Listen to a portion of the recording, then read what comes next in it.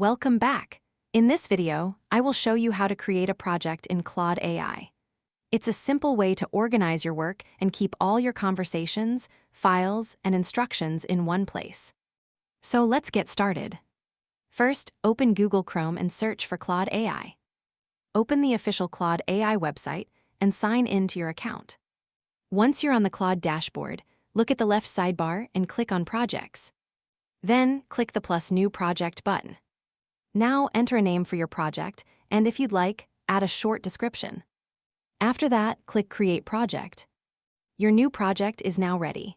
You can start a new chat inside the project, upload documents, add notes, or set custom instructions. This helps Claude understand your project better and provide more accurate and consistent responses across your conversations.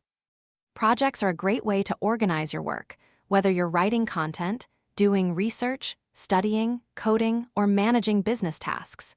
Everything related to your project stays in one place, making it easier to work more efficiently. And that's it. You've successfully learned how to create a project in Claude AI. I hope this video helped you. If you found this tutorial useful, please don't forget to like this video, subscribe to the channel, and share it with others. Thanks for watching.